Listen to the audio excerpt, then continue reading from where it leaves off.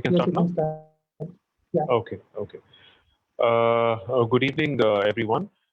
This is Kiran Keshavamurthy. I teach English at the Department of Humanities and Social Sciences at IIT Guwahati.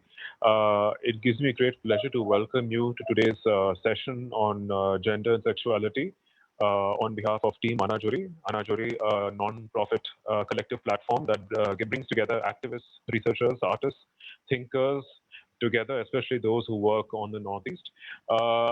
Today we have Sadam Hanjabam, who is the founder and chief functionary of YAOL, Northeast's first registered queer youth-led and focused network based in Manipal, in Imphal.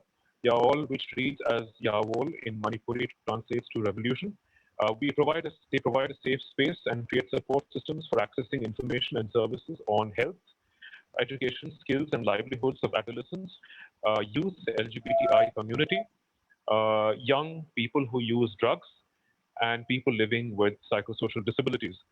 Uh, Sadam is also the managing editor and curator of Paumi Post, an independent media platform based in Manipur, which documents human stories. Currently, he's pursuing his PhD from DIS, Mumbai, in development studies. So, welcome to you, Sadam, and it gives me great pleasure to have you here. The speaker, Sadam, expressed his preference for a conversation, and a kind of a more of a conversation than him, delivering a webinar or a lecture, and then the audience posing questions. So we will have a slightly different format this time from what we have followed so far. And this will actually be a lot more interactive. So, maybe we can begin with my conversation, my questions being posed to the speaker, and then we can probably have the audience, post their questions either in the chat box or, unmute themselves and raise questions when the time comes.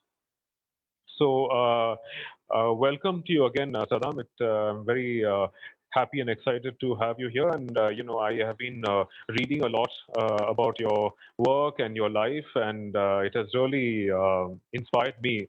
And I'm really impressed that someone who is, it says here, just 31 seems to have actually achieved so much. So, congratulations. Let me just, if you could just unmute yourself, I think your mic is on. Yeah. Yeah. So if I could just probably ask you a few questions. I've been following all your interviews, and I was just wondering that we have to somehow make this interview seem different. Something just has to be different about it, because I'm sure that you have said a lot of what you had to say many times in other platforms. So maybe we can probably start with a slightly different question that you could reflect on, something that other people haven't asked you before.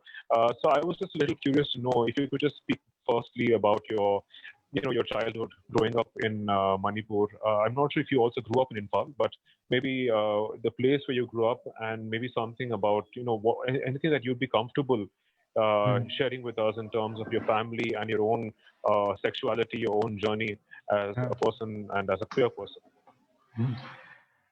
Thank you, Kiran. So, I was born and raised in Imphal itself. And, I completed my schooling till 10+2 here. So, it was a very kind of a different, not different than any other people, but yes, little bit of difference, because I was kind of very much questioning myself of my identity when I was growing up. And because we had been, in a region which has been mostly in talks around human rights, but based on militarization and, conflict. So so there was no much space of me or many other people talking about our sexuality or identity openly. So it was something which also, gave me a push to do things which we are doing now, because there were no safe spaces by then. So as I always say, the only option was to migrate. So, and that happened from after 10+2. I did my graduation in Jorhat, in Assam itself. Then I moved to Kerala for my master's. Then from there, and I again moved to Mumbai for my MPhil and PhD. Then yeah, I'm back to Manipur to do my work here now. So it has been a long journey of explore self exploration of how I want to be and what I am. So those exposures and those migration kind of from one corner to another corner and to another corner. It's like me being from the northeast moving to the south, then to the west, then to the east, and all the way coming back home. I was very much privileged, you know. I am very much privileged as compared to many of my people who could not move out of the region. So I always say that, uh, this there are so many people who still are not able to talk openly or like feel openly about themselves because they have not got such spaces. And I am very much privileged that I have got that space through my family. And yeah, that has been kind of a journey for me.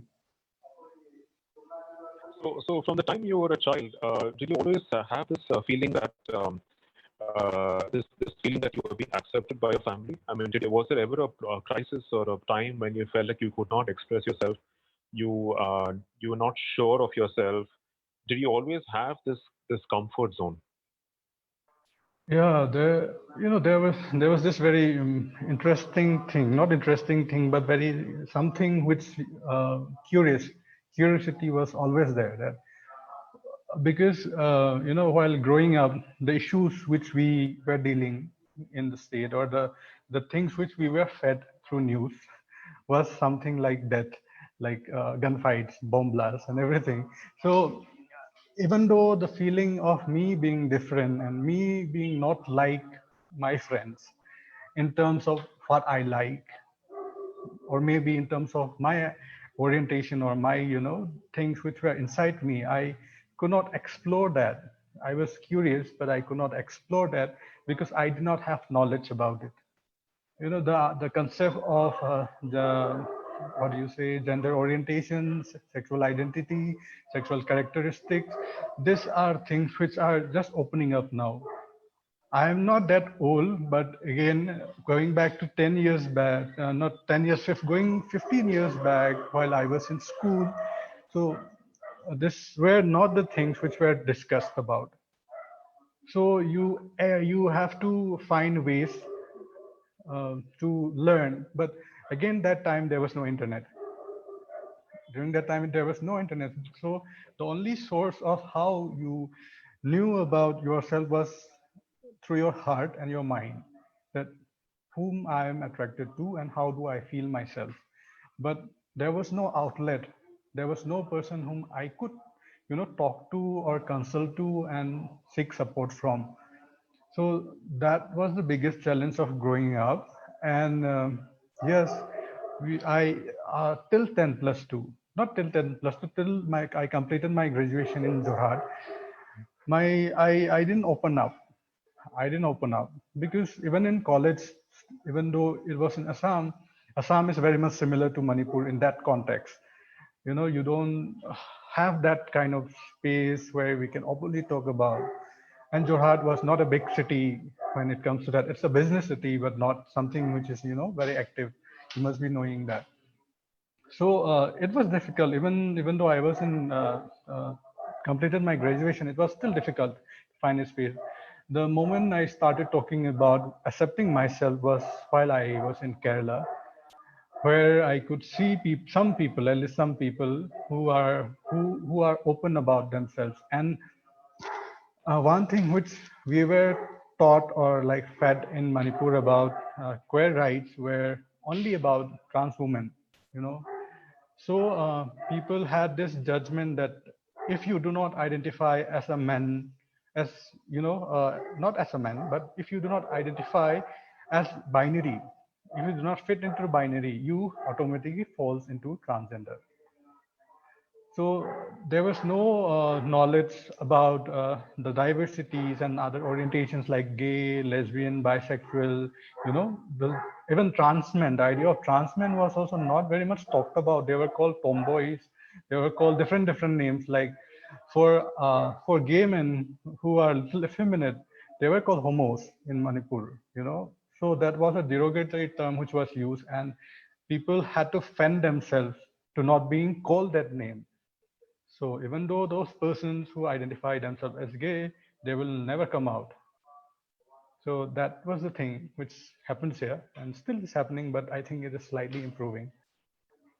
It's very interesting that you say that that sentence. I like that line of yours where you say that we didn't have internet when we were growing up, but all that we knew of ourselves was through our mind and our heart, and that I Yeah, think is very true, coming from a similar generation. That and also, but the difference is also being in the regions that we grew up yeah, in, because since I primarily grew up in Bangalore, and since we did not have this constant violence and bombing and all these problems, that we led a relatively peaceful life. And we also had access to internet earlier on, perhaps. And that was, I think, our access to our own consciousness about many things, but sexuality was one of them. But I also found it interesting that you say that your move to Kerala also, in some ways, moving out also helped you, exposed you to other realities, especially in terms of the fact that hijras as well as trans women seem to be a lot more visible, in other parts of the country, even in the south, especially in terms of politics, political movements. Uh, we also know that some of the southern states have, subsidized SRS operations, given them ID cards. They also occupy positions of political power and all these things. So it's very interesting that you brought out the contrast that you experienced, and now, of course, the fact that you're also a PhD student in Actis. So in some ways, how do you? So I think you mentioned earlier, and also in some of your interviews, the importance of migration. What migration means to some of the queer youth. So to what do you attribute your privilege? Is your privilege something that is is it an economic privilege, or is it maybe an emotional privilege, a cultural privilege, family privilege? What kind of privilege is this? yeah. So when I was saying about privileges, it was yes, mostly about my family giving more importance to education. Right. They for me, like for our family, I'm the youngest. Like I'm the youngest in the family, and we have three siblings: my sister, my brother, and me. So even though we were not from a very strong family, where I think I have not spoken about my family anywhere though. Yes, But yes, okay, yes. I'll just give you a background By of my all. family also. Yeah. So like like our family was not a very strong family. Like my father was in Manipur police as a constable, but he was a carpenter. I have never seen him wearing uniform, but because he was a carpenter in there and he used to carve furniture. And my mother is a clerk. My mother was a clerk. So the life was very simple, and we do not have that luxury to kind of the additional luxury we sustained, but we did not have the additional luxury. But somehow the thing, one thing which they provided us, make sure that we get. Sorry, there are dogs barking in my background. So the privilege, the priorities which they had set for their children, were that we attend full education, somehow. So that has led me to get into search for uh, you know that had me to migrate from here, because not everybody could do that, because most of the families, they don't have that either economic privilege or that mindset, or the fear that no, they cannot afford their children living outside in another city. And it's education, you pay fees, you pay different rents. And if you don't have a scholarship, or if you don't have that backup, or if somebody is the only child here, you know they can't move out because they have to be there. So my privilege was, my first is my family, second is my, I'm the youngest, I have brothers and sisters, that I openly say that that's my privilege. That they were also very much into education, so they learned, they went outside Manipur and get themselves what is the very basics of, uh, developing our mindset and opening a mind where I can, what do you say, start working on myself and the society. So those are the privileges which I had. Yeah, And I think yes, yeah, I would like yes. to comment No, one no, on please, no, no, the, please go ahead, and I finish. want to Yes. comment on the one part on how, Kerala helped. This is one thing which, one thing which, my friends still make fun of. That Sadam, you are from Manipur. You chose Kerala for your education. Why? Why means, people go to Delhi, people go to Bangalore, people go to places, but why Kerala? At the end point, Trivandrum. It's like I'm from this end point in northeast, and I'm going to that end point in Trivandrum to study my masters. And everybody was like, are you mad? What are you doing there? And the only thing which I had in my mind was this is one space which is open and which I think I will feel belong. Somehow I had put that in my mind that this is one place which I will feel belonged. And I didn't get any fellowship or anything there for joining in. But somehow you, you know, while growing up, this being very honest, while growing up, I had, little bit fantasies of Kerala, South India, and everything. So that was one thing which pushed me that let's go Kerala. And education, when we talk about education and the subject I studied, agriculture, Kerala Agriculture University was the top university that time. And and the education background was because Kerala has been always in the top of literacy rates. So that was one another thing which literally dragged me to Kettle Kerala. Then the society there was, I don't know, many people, many of my colleagues felt it was very different and not so appealing. But what I felt was there was a connection. Personally, I had a connection. Maybe because I was from another hill region where they were more connected to environment, and going to a city like Trivandrum, which is still grounded and very much connected to environment, and the people are also very grounded. So that was one thing which really knocked, kind of, made me feel belong there. And from there, I started, opening up about myself, and I got a space only in Kerala, not in Manipur. So my journey of my sexuality started from there. Then yeah, then I moved to Mumbai from there. Then that's why I say the migration part of self journey of getting a safe space, a space where you feel belong. Then only you start realizing that this is safe and I can open up finally. So that was the thing I got, and from there I moved to Mumbai, which was a stark difference, like the poles apart. Then then all the things started from there. Then all the things started from there, which is another story, I think. Yeah. So are you saying that your journey from Kerala to Bombay to Mumbai is what actually enabled you to become more visible and out in Manipur? Yeah. Well, one thing is Kerala was the place which which enabled me, which made me confident of myself. That accepting myself, that oh, this is what I want. Even though identifying myself as gay was difficult earlier, even while I was in Assam doing my graduation, but when I went Kerala, and I started opening up about myself, because the people around me, or the people whom I met who belong to the same community, they were ready to accept me as I was.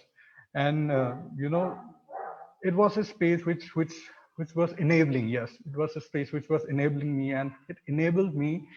And Mumbai was just to continue my further education, because I also wanted to see a metro and wanted to study in a university you know which I always, it's a fantasy, another fantasy. Mumbai was another fantasy which I wanted.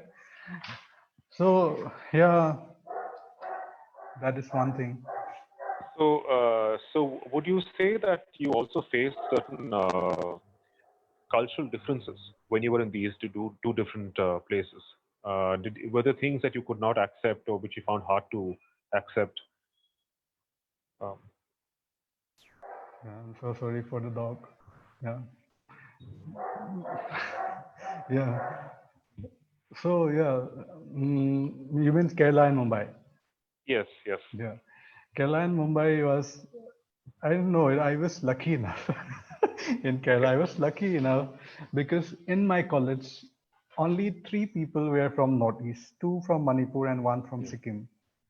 So definitely, like everywhere, there were cases of racial discrimination happening, then reason-based politics going on there.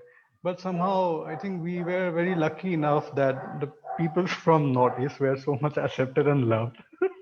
And like three of us were treated like our own, their own, because I think this has also to be with the background which we came from, like Manipur. In the place where we came from, we kind of get in touch with, connect with people very easily who have similar mindsets. Me being from a region again which was very much grounded and not so big and metro, very small town, very environmentally connected, going to Kerala where it has similar people with open minds and very much connected to environment and has human values. That was one thing which I literally saw. I see. But yes, there were different things happening outside, which happens everywhere. There were extremes. There were extremes too, but it was not the majority. So Okay. it gave us that space, and we were very much welcome. And because we were also welcome because we did not do harm. We did not go to the kitchen and looked at their thali and say, oh, you eat this or you eat that. Their food plate is where all the this thing starts. We do not look at their plates, but some people will look into our plate and say, you eat this, and they will start judging from there. So Yeah. we never did that. We even in the kitchen or even wherever we go, we would go out with the people from there and we would eat them. We would respect their culture and everything. Yes, culture, there was differences, but there is a difference because you have to respect that. you know when you stop respecting other people's culture, then there's where all the problem starts. Yes. So yeah, we embrace the culture in Kerala, and that's why we were accepted. And Mumbai was a different perspective, where it was difficult to fit in Mumbai for me. I have always said that Mumbai has been a challenge, which has shown me the lowest of my life, and also taught me the biggest lesson in my life. Right. My biggest mistake was in Mumbai, so my biggest learning was also from Mumbai. Yes. In fact, I was just going to ask you about that because it's interesting that you say something which is not normally said. That generally, when Bombay is associated with a large cosmopolitan city where everyone gets a job, irrespective of which class you belong to, which region you belong to, there is this common perception that it's an all-embracing place. It's a place where you always find people of your own that you can call your own. But as you rightly say, and I kind of partly agree with what you say, that when you go to a place which is a small town or a state which is not maybe as driven by capitalism as maybe or consumerism as Mumbai is, that you do have spaces of greater intimacy, trust. I just feel you feel more at home, and Yeah. uh, yeah. So I wouldn't want to generalize, but I'm just saying largely that this is the feel that even I have sometimes. But this that when so your experience with Bombay, maybe you can just talk a little bit about that. That what because I got the sense from what you said earlier, and also from some of your other interviews, that you did feel rather disillusioned. It's almost like as though your fantasy, your bubble burst. Yeah, it was a bubble. Your It was a fantasy bubble. about yeah, Yeah, it was yeah. a bubble. So I am, yeah. yes, I'm saying yeah, it as a bubble because from my expectation and my expectation, and that is what, the difference between the expectation and the reality. I'm not saying Mumbai is bad. I'm saying Mumbai is great, but it didn't fit me. I couldn't fit there because I'm a person who has been who's a very lazy person, as and I say openly. I'm lazy. I'm slow. I like things to be there, in a period of time rather than within a time where you can do things, because life was so slow here. Not slow in the sense life was so what do you say, not slow, but life was Usually. yeah, very kind of, you take things slow, and but it was complete. It was slow, but it was incomplete. But when you move to a city like Mumbai, coming from a city which is very much grounded, I find it difficult for myself to fit in there because there were too many things. Too many things, because maybe there was one thing was fantasy, and I wanted to see everything of Bombay, or I wanted to, experience everything of Bombay, because we have been raised, which is, with a Bollywood with a Bollywood background. So these were fantasies which are which has been feeding through TV in our TV from very young age, that we have grown watching Mahabharata, and we have grown watching Hindi movies, and and listening to Bollywood songs, and everything was, the culture was so dominant. The Bollywood culture was so dominant when I was growing up. I will not generalize it. I was growing up that everything from the morning till night, it was on the Hindi channels or Hindi songs, or even in radio, televisions, and discussions were more about, because we did not have that kind of media presence in Manipur at that time. So we grew up watching all this thing and this culture of how people sing, talk, and everything. So somehow it did affect. It did affect. It was a background. So yeah, that's why it was a fantasy. But Mumbai was more than that. In reality, Mumbai was more than that. Mumbai was where everybody's dream was. Everyone was running because I also wanted the same thing. They also wanted the same thing. So we were everyone was in rush, and we have to kind of no. We didn't have time. We had so much of time, but also we did not have time. 24 hours in Mumbai and 24 hours in Manipur are same, but how you utilize it is different. So that's why it was a shock, and I could not cope up with the lifestyle in Mumbai, even though I was in a university campus staying there. But this itself was another world of people from all the states, and with different views, ideas, culture, and everything. It was a total different world inside the small campus. And that was one place. Mumbai, is like, even though I had the worst of time in Mumbai while I was in this, but this was one place which taught me to be more diverse, which taught me to be, empathetic, which taught me to be, to accept people how they are. One example I will give you is, when I never knew what a Dalit meant when I was in Manipur, because we did not had that. So the term was very much used in class, while people would say about the lid, people would say about different things, and I would often find myself, uh, confused of what does it mean. Then I would Google and check. Oh, this means that it's a community. So it's very much like learning different things, and those were very, very, very different things which we did not know. And also, out of that, learning from people, meeting them personally and understanding their own issues personally was more, enlightening. And yeah, that's why it has been very much of a cultural shock. And also, people would say food. When people would make fun, sometimes they would say, because we are always at the receiving end when it comes to food.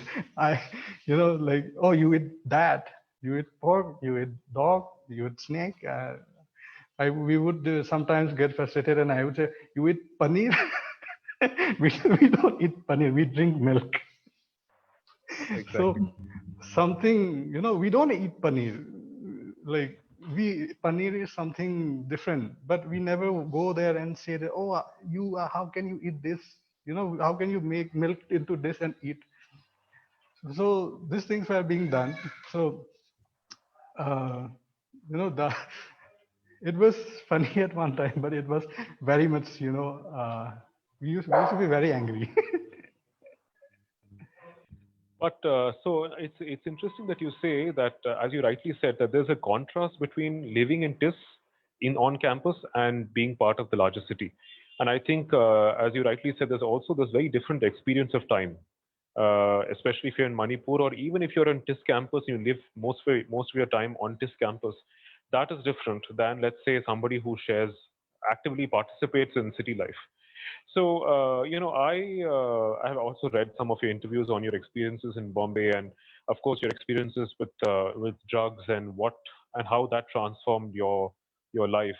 And so, for the worse and also for the better, because that also led to the foundation of your organization.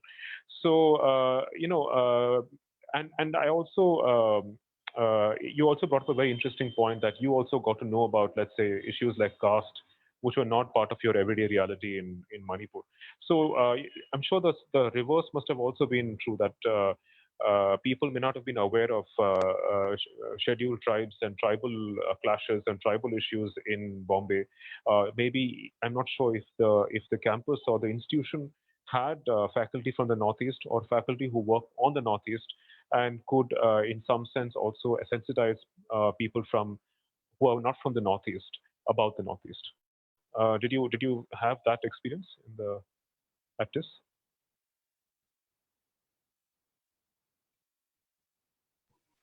Yeah, in this we have people, people from teachers from Northeast, and also yeah, lots of students, and yeah, so it was a very diverse group where, and people from other communities. Like when I started, for me, tribe was Nagas and Kukis in Manipur or in Northeast, like Jaintias, Khasis, um, so Boros, and many in Northeast. So those were the names which I know. Those were the tribes which I know. But when you go out from here, you see that there's a larger group. What we saw was, education has been one thing. Education has given a really tight slap in our face and everybody's face of the curriculum of education, of how we, even in school, from childhood, we were not taught about our history. We were taught about Indian history, Mughals history, and everything which is outside the Northeast. And so we know everything about India. We know everything about India, but they don't know about us. Sometimes when I'm angry, I say that, I have one privilege than you. You want to know what? I know everything about India. Do you know anything about Manipur? So, this is one thing which is very, wrong. But things are changing, hopefully, that education systems, now we have, like, people are coming up and saying that we want these things in our, syllabus, and we want this thing in our bill, we want this thing out from our syllabus, and we want this thing in our syllabus. So that has been one thing which has cut, the this part of the country and that part of the country, because we for me, I always felt that, that is where India is. Like, it was something which we are learning. It's not something which I'm living. you know I don't I don't have I don't have a knowledge about my own history, but I'm learning the history of India. We are being taught modern Indian history, we are being taught medieval Indian history, like, you know these things. We are not being taught about modern Manipuri history, modern Manipuri culture, anything. So that was the biggest, you know setback in the education system.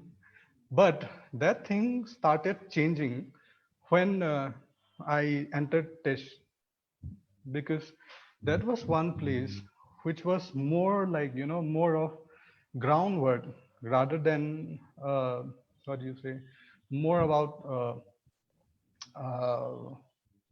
data, not data, but not people as data, but people as humans, or I would say people as diversity, because we always talk about population and regions, but we do not talk about experiences. We don't talk about human histories. We don't talk about human libraries, human experiences. So it was difficult, but it helped. Those were those were the real learning which I learned, and through which I could really work, create Yaol and being more empathetic to people. Yeah. Were you also able to connect with other people from the Northeast in Bombay? Did that in some way also shape your future project in terms of y'all and maybe creating a larger sensitization and larger consciousness among the queer community, but also among the larger communities of the Northeast? Uh, like we were there. Like I still have friends. I still have friends from who are from Assam, who we were together in same course, like MPhil, PhD, but different departments. So yeah, I was lucky enough to meet with. I have a friend called Ditilekha who's working with Sangat in Delhi. They were also in this. We were same batchmate. So they define themselves as queer. So it was one space where we could talk about queer, queering Northeast, something like why we are not being mainstreamed, why we are still different when people talk about queer movements. When people talk about queer movements, they often still see, Mumbai, Maharashtra, Chennai, Kolkata. This very much of history is there that yes, the history is true that they started. Someone has to start, and they had access. We totally respect everyone that they started it. That the movements get started somewhere because they had information, access, and the safe space somewhere. And slowly, after looking at them, I am also kind of getting into this. That if you could do that, and I can also do this in my region. The difference is, we still are fighting with something which is little bigger and not in your area, like the Armed Forces Special Power Acts or something on, human rights violation. So this will, when two things are going together, like when we talk about queer rights now, let's just see, when we talk about queer rights, people were talking about, acceptance first. Now people are talking about legalizing homosexuality. Then comes marriage equality. Then comes adoption, legal rights, civil rights. So we are not even at this line. We could not be there when accept and things about how to start safe spaces, we were left out. I won't say left out, but we couldn't engage because we were fighting a different fight of human rights, of militarization. So we are just feeling little safer now that, at least we have a backing by Supreme Court. We have other people whom I can look up to. And so we are forming small groups. And even though we have small groups, the biggest problem now is how can a small organization sustain in the name of LGBTI rights? That is the biggest challenge which we are facing in Northeast, because people coming back, migration, because they did not feel safe here. Queer people did not feel safe here, so they often move to all these cities, Mumbai, Delhi, Bangalore, to feel safe and to find a space which they really feel themselves like themselves. They don't have to shut themselves in the closet. They can be how they are. So now some people are coming back, and when they are coming back, they see that there is no space like what they had seen in Mumbai or anywhere, Bangalore or anywhere. We don't party here. We can't party here openly like that. And so we can, we don't have even that space to cruise or, go for a date. So we are still very much behind. But what we want is that even though we are behind, Why don't you give a little push? Let's move towards equity. No, equality is too much exposed. Let's move towards equity and see how which areas are being left out and which people need a little push. Yeah. So, for the benefit of our participants, viewers, tell us something about your organization. Because we know that the inception of the organization came from your own experience with drug abuse and your own mental health issues. But if you could tell us something about your organization and the activities that it deals with.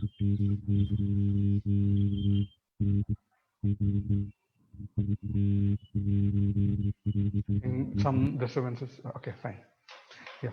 So, yeah, I will not say I'm the first person from Northeast to be working on queer rights.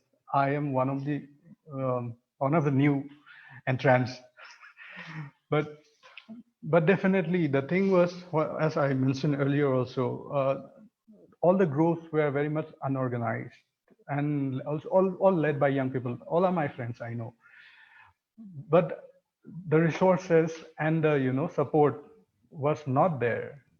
So somehow we have to limit ourselves to what we got. And there was always bigger issues. Like when we talk about Assam, see, we have issues. Might be unemployment, might be uh, classes, might be floods. There are always bigger issues coming up now and then all the time. In Manipur, the same, like human rights violation, militarization, bombing, unemployment, things coming all the time. So you are made to choose between two. You either you run behind your livelihood or you work for your livelihood. And in this between these two things, rights, advocacy, activism, who pays for activism? Nobody pays for activism. So so for me, Yawol, I had to register it because we took 2 years. We ran for 2 years. We could not register. I would frankly say I could not register it because it was not because of discrimination, but because of the system. How an organization, how a young people's organization are registered, and there are so many levels of corruption happening there. From one table to another table, you have to pay a certain amount, otherwise the file will not move. Even though, and I think most of the cases with other younger collectives and organizations might be the same thing, that even though they want to register, you have to go through all this process, which is not friendly. Not youth friendly, not queer friendly, and not pocket friendly. So I somehow registered it, but before registration, we were working as a WhatsApp group. We did not just start it as an organization. We started from 2017 May as a WhatsApp group, and all of my friends were studying outside. Whoever were in the WhatsApp group, they were all studying outside, and whenever they come back from vacation, we do not have that space to what we had in our space, our earlier spaces. So it was difficult for us to come back home and just stay. 7 days was fine, but if you had to stay for 1 month, it started to feel suffocating of what is happening. It's so different. You still enjoy. I still enjoy coming back home, but there is one part inside me that feel like I am not being honest to myself. I have to hide a certain part of myself and suppress that part of myself, that it affects you somehow. It gives you stress. It gives you, some issues which might develop into something. And yes, from 2017, we didn't get proper funding as expected. Young people, first young people, second queer people, third we are working on gender and sexuality. People do not want to connect to us. People do not want to invite us for sessions. But somehow from that small group, we started uh, experimenting things with whatever we had, like with 5,000 rupees, with 10,000 rupees, or even we would go to a friend's restaurant and ask them for, give this your space for free, we will do something. We don't have money, such kinds of things started working. And from that WhatsApp group, we realized only 3, 4 of us cannot just be ourselves. There will be more people who might be wanting such kind of space. So why don't we just open it up? So we opened it up and we created a Facebook page, and somehow we gave out our phone numbers. So it was then that somehow some people came to know about Yawal, and during crisis they know where to come and whom to talk to. No, there was one push that earlier they did not know whom to go and whom to talk about this thing.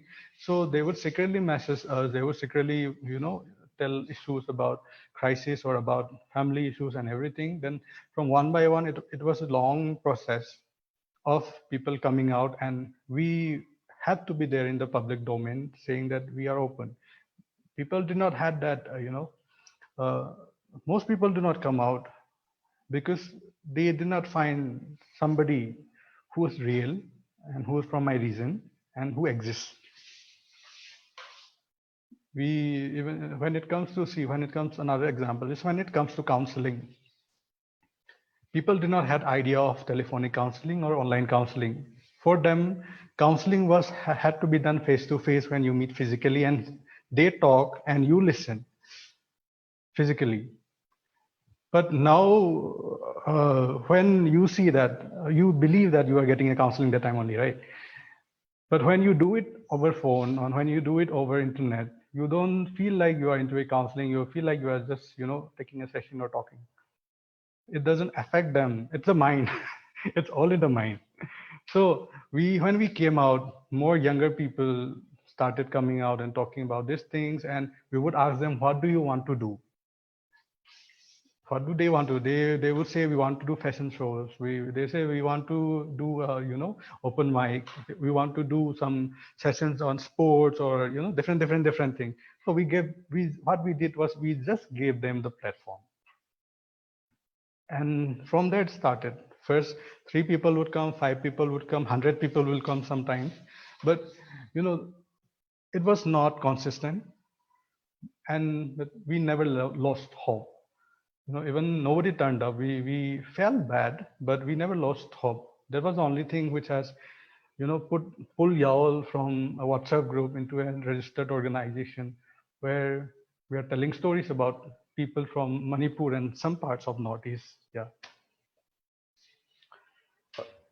Have you faced a lot of backlash from the government or from other institutions ever since you started? Uh, should I be honest here? I mean, it's only if you're comfortable. Only if you're comfortable. I was just curious. Yeah. Yeah. Yeah. No, from government side, no. From what do you say? From schools, not in the way. From where do we workshops? Not in the way that hey, you are quiet, don't come. Kind of nothing like that. But from within the community. Oh, I see. I see. I don't know. No. So why do you say that? I mean, what kind of criticism have you received from within the community? See, that is the biggest challenge which I face, which we face now. It's the criticisms come from within the community, um, because people's understanding of queer rights was different 10 years back, and now it's different. So there is a generation gap where what we want is different, and what they want is different, and there's lack of how do you say consultations. There's lack of dialogues within the communities and within the generations. Yet what I feel right might not feel right to the person who has had that experience in the 90s.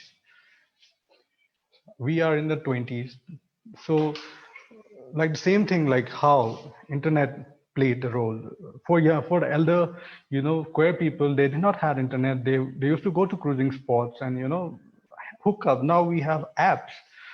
We hook up on phone, and we have plenty of people whom we hook up on phone. So the kind of activism which we do is mostly based on digital activism, besides what do you say groundwork.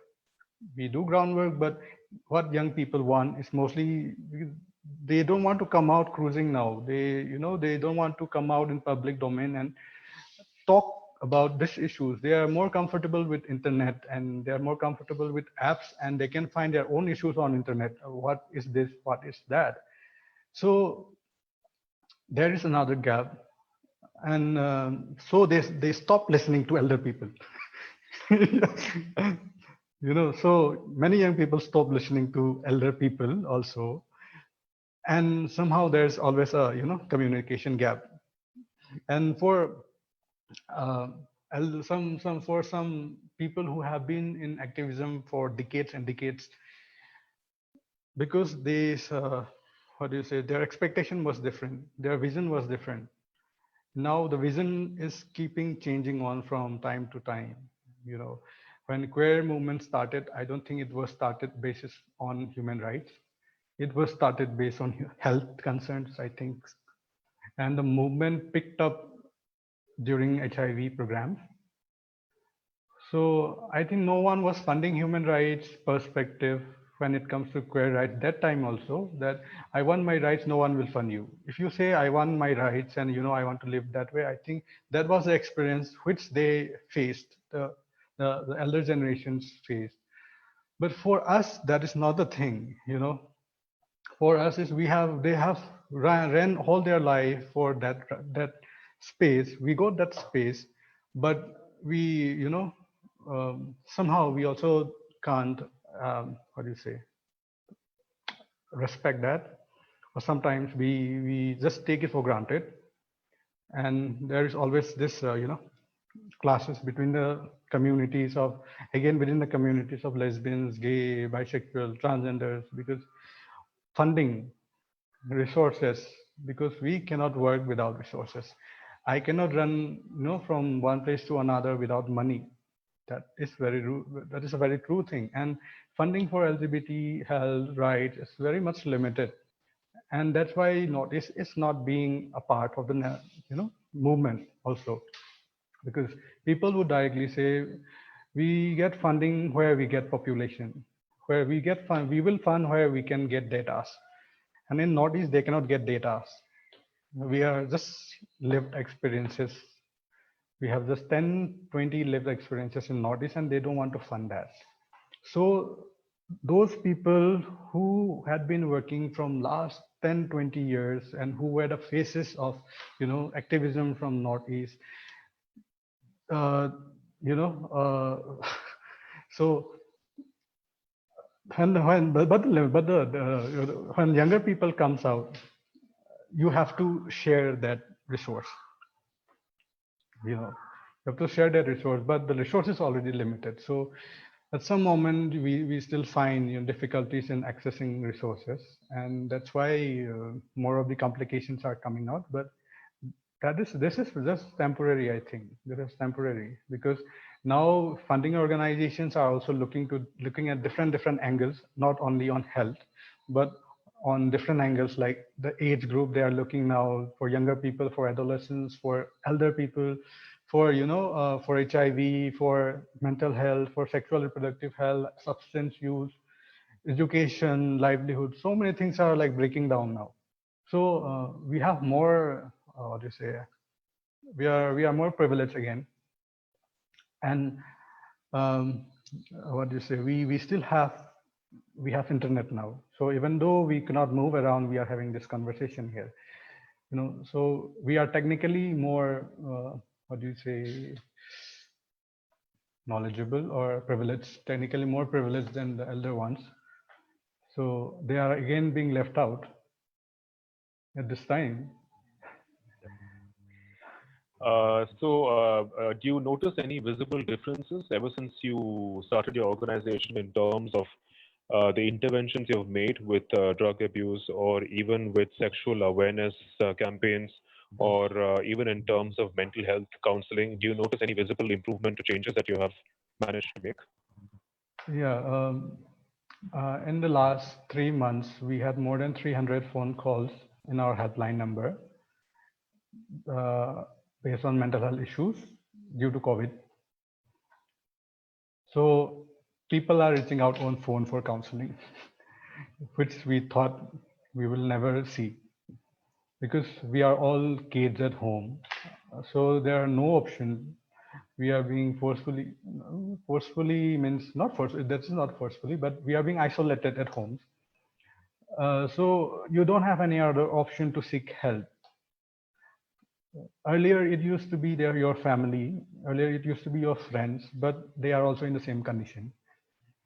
So you need something which is out there and who can literally help you in the sense not an expert, but literally can talk to you, who's not in the family, whom you have been seeing like every day, early morning to night. So that was very unexpected. We got 300 phone calls within this 3-4 months. And people are we what we really wanted at the start was like improve the health seeking behavior, and this is one thing which we definitely saw. Another is I don't know after this what will people think, but within crisis, queer people are coming in the forefront and helping many other people who are not queer. They're providing services like we are providing services like in Assam. I know many people who are doing it during the Bhagdan fire, like during floods. Like queer people are coming in the forefront and assisting everyone now. I don't know if people will observe this or not, but when there were issues related to queer rights, on like issues of human rights violation of queer people, there were not much people that who came out saying that you folks are having this issue, that will come and support you. But we are doing things very silently, and it's a great thing to see the change. This is a change which we are seeing now, that we are hoping that from when this crisis, the pandemic, we overcome this, we are hoping that people will at least acknowledge that you people did this thing when we were in bad shape, and there's no space for discrimination now. Thank you very much. I will just now look at the chat box and see Yeah. some of the questions that we have received so far.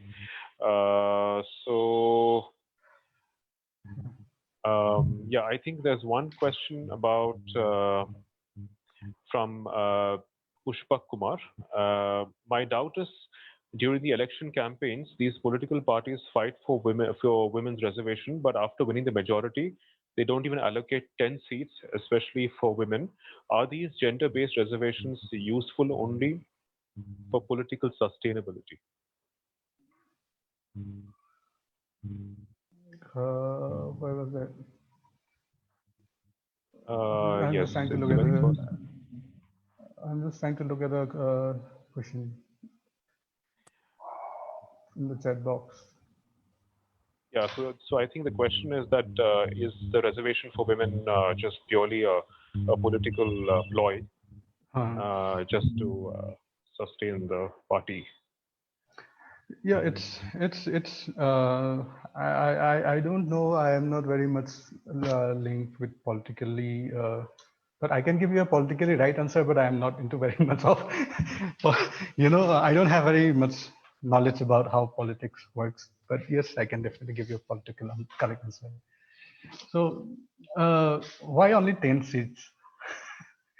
Why not 50-50? Why 33% and why not 50-50%?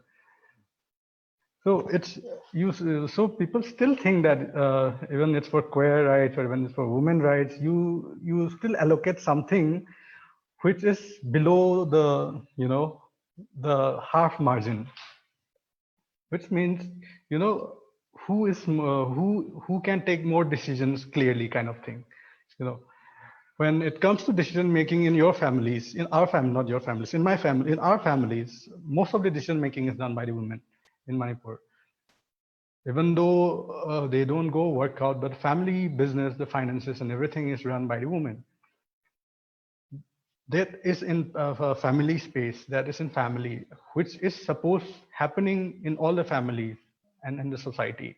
But why is there a percentage of women? Why do we even have to, put 10% for women, or like this person for transgender?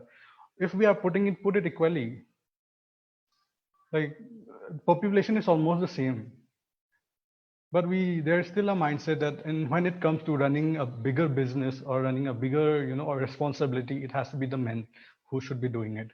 There's a still, we still have patriarchal mindset everywhere, even if not only in politics, even in queer rights, even in every rights, even in women rights also. So yeah, that is it's not about the person, it's about how, political party or any institutions or organizations take equality seriously. Thank you. Then there's another question from Kaustav, which is that since you moved back to Manipur, how welcoming is your hometown regarding your work and sexual identity? How is the academic circles? How are the academic circles in Manipur, and are they ready to discuss alternative sexualities? Is there any serious research in Manipur on LGBTQ? Okay, so the first one, how welcoming is my hometown? uh, people judge on our behavior. People, for queer people, it's very easy for people to judge and make remarks. I don't know if I would say I have the um, I have the right answer for their questions. So before, they when they make a silly remark or when they make a silly joke out of something, I give them the best response, and they can't ask for a second question. You know, like uh, the discrimination. Why? I will give you another example. My friends, when I came out, my friends told me like, you are gay. Okay, fine. Then can you procreate? Do your sperm does still come out? They think that if I am gay, then my sperm, I can't produce the sperm. Because to them, I'm gay means I am somewhat like, not men, but something which is not men. Still a man, but something which is in an incomplete man kind of thing. That your reproductive organs start malfunctioning, or you don't reproduce sperm, or like no. So these are the curiosities which they have not questioned and we have not answered. Very simple things. They take judgments of like, oh, every gay man hit on men. I say, do you hit on every woman? Do you hit on every woman on the street? So I asked that question to them directly. And then they said, Rick, how can I do that? Like, no, I have my preferences. I like some kind of woman. I also say the same thing. I don't like you. I have my own preferences. So you question and you answer. Otherwise, they will not understand until and unless we make them think. They will still think their thoughts are right. Same like when there was a family where my friend, his mother was telling him to get married all the time. Then he said, I like men. I cannot get married to another woman. Then they were forcing him to do it. But what my friend did was something really unexpected. He told his mother, Mom, can you sleep with another woman? You know, then the mother just took it back and thought, what are you asking? Like kind of anger and frustration thing. Then after some time, she realized what, I can't, then he said, I can't sleep with another woman because I don't have feelings for that. I cannot marry another woman because I won't have the feelings for that. So if we do not have this conversation with our families, but it's very difficult. It is very difficult, and it is for very privileged people who have answers. But this is where we started. This is how we are engaging parents. This is how we are engaging um, my friend circles, my even in the college or even in work. Even in office where we are doing it, we discuss about all these things. We talk, can you sleep with another woman? Like, do you like all the women? What do you like in a person? Kind of these things, So it becomes clear. So coming to the next question of how is the academic circle in Manipur? Academic circle is still very much not open about when we talk about gender and sexuality. We do not have comprehensive sexuality education, zero. So we do it voluntarily somehow. Are they ready to discuss on alternative sexuality? Definitely not. But there are more researchers coming up on transgender rights and transgender lives because it is another scope of research for many people. It's a different research. So Manipur is now filled with research on transgender rights and transgender livelihoods. But are they really affirmative? Those people doing research, are they really affirmative? Or those people, departments, are they really affirmative? No, they just want to know that how do you do it? How do you live? How do you, most of them are like kind of observing a case, but not everyone, some. Is there any serious research in Manipur on LGBT in Manipur? I have not. Um, I have not done it thoroughly. I haven't seen it. We have searched everything on internet. We are compiling. We didn't find anything more significantly on a larger scale, serious scale. So we are starting now from the side of Yawol. We we are planning to document Northeast queer movement in Northeast. We have already started our research work. So there has not been very much serious work because they will only look, their research will only focus on how do you live, how are your income, and what are the difficulties you face. It's not beyond that. Yeah, next. Then there's another question from Kartika, which is that literature plays a very important part in bringing in change in Yeah. in the perspective. Would you like to comment on the representation of queer issues in Northeastern literature? Yeah. So when it comes to literature, I would say like you know um, in Manipur there is this play Shumang Lila, which is like which if we compare is like the mm, folk social theater groups. You have theater groups in Assam where all people used to go and watch, but it's more like a movie in Assam. It's more like a movie-based experience out of the world. But in Manipur, there are what do you say, theater groups which only work on social issues. It's called Shumang Lila. So it is a very old art form of storytelling addressing social issues, where all the roles are done by either men or women.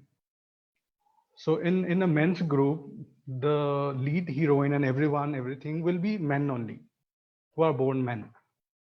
In women's group, all the roles for men and women, everything will be played by women, done by women only. So there are these two categories. But what happened earlier, only the men would just dress up and play women. But now what's happening, but from many time, what's happening is that the transgender women are playing these lead roles, and they are accepted so hugely because of film, because of this theater group. So they have a big platform of trans women who plays, and they are like celebrities. So that has one definitely very really helped, if not directly connected to literature, but connected to art and literature, art and culture, how it has played a role in distinct acceptance. But definitely, I would say for transgender or for any queer people, literature or anything will not directly help, but their financial status will definitely help, because the acceptance depends on how well you earn or how independent you can become. If you have that status, then people, no one dares to ask about anything. So many of the trans women or many of queer people, trans men here in Manipur are very well, respected because they have a status, they earn well, they employ people, they have made life out of their, what do you say, their contribution, and they're contributing to the society. So this, it's a very direct link to finance when it comes to acceptance. There's another question from Pushpak, which is, are you receiving government support for your organization? Support as in all our funds are from, what do you say, independent funders, not from the government. We do not work with the government because, there is one, what do you say, or for young organization, you have to have a work history of 3 years with audited reports if you have to apply for government grants or government support. So what about young people? You are totally not eligible. You cannot, those 3 years are the year where they need most support. But then you ask them that you work for 3 years and give us a report of your work experience for 3 years and we will support. Ulta. So we have to run. Most of the younger groups crumble because of that.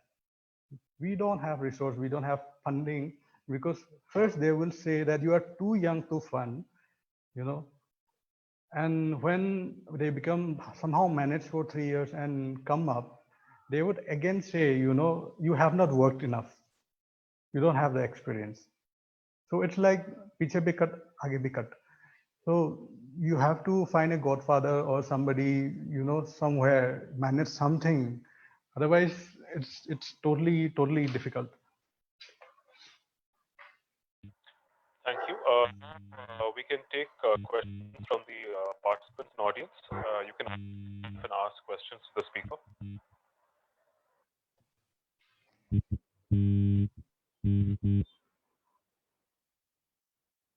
Any questions?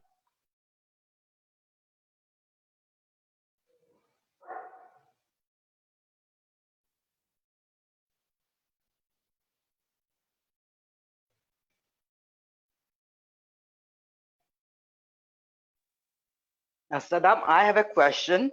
Yeah. Can you hear me? Melinda. Yeah, Melinda, I can hear you. So you had said the difficulty that you face within the community, right? Yeah. So, and of course, we eventually would like to connect with all the LGBT community or LGBT organization in Northeast, right? We want to come together, and so that we can be more stronger and, provide our issues. So, of course, we are ourselves struggling, but is there any way that we can do something so that we can converse and understand, and instead of seeing each other, understand each other and learn how to collaborate? Is there something we can do together? Is there any, because as you know, I have connection with many LGBT organizations outside who are also would love to help, either in helping us in a communication tools or other kind of tools where we learn, because quite many of us are young organization. So is there some kind of workshop or something we can do so that we can collaborate?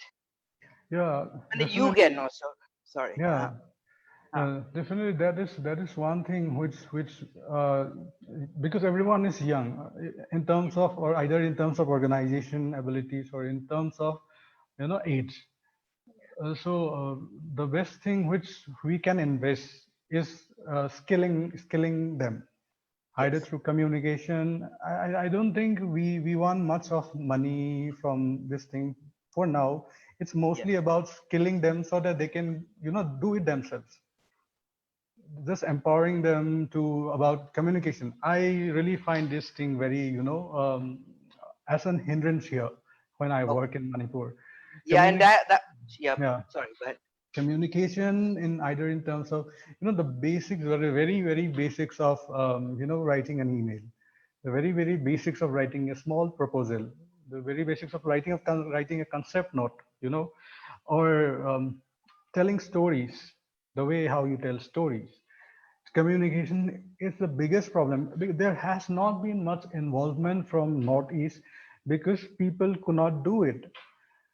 They couldn't articulate it well, they could not present it well, and they could not, tell the stories from our region and like communicate it to other people to tell that these are the issues which we face and these are the people who are still here whom you are not counting. So communication tools and skills will be of great help if we can do something, Sure, workshop or something, skill sure. building. Because we have somebody who is, she's specialized in communication, and she's queer, and she has been queer activist for a long time Yeah, and willing to help. So maybe we can have some session on yeah, that. yeah, yeah. That would And be really great. yeah, and also let us know if anything else that we can do, which you can see, because unless various organizations come together, I mean, we can write a grant for Northeast, Yeah, provided we have few organizations, strong organization writing, there are more chances of getting grants and stuff like that. yeah, So Anazari is registered, yours is registered, and if there's few more, together, we yeah. can work together. Yeah, so that's one thing which I also believe is there are there are organizations where I'm not saying directly to anybody.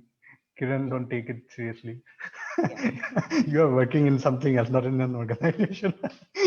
So there are many organizations in Northeast who bring people from outside and employ them as mentors. So I really feel that we have so much of people filled with talent here that why we cannot do that.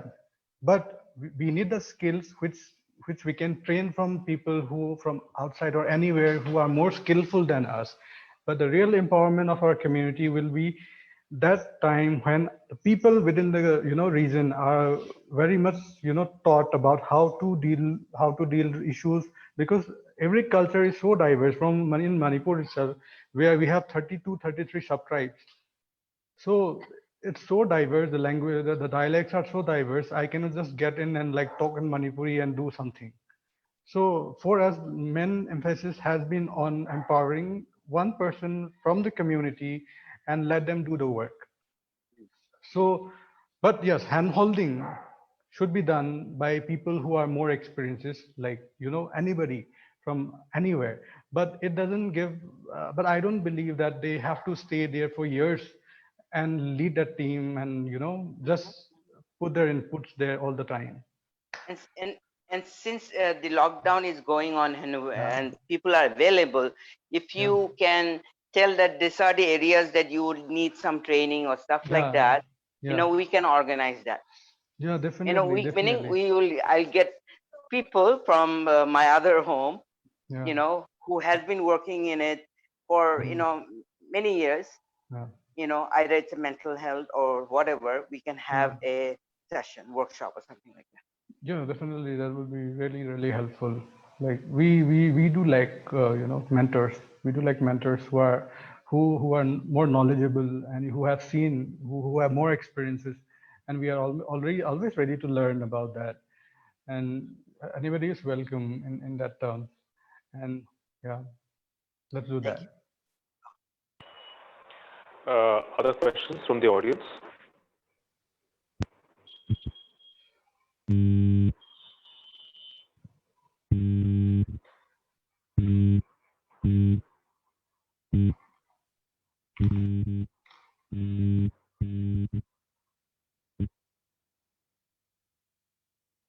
Anybody else can unmute themselves and ask?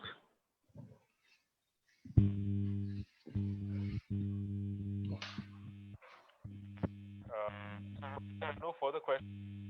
Thank you very much, Sadam, Yeah. for this fantastic. Thoroughly enjoyed it. Thank you very much. Thank you Yeah. for being here. Yeah. Thank you for inviting, and it has been a pleasure. Yeah. Sure. Okay. Thank you so much. We'll be in touch.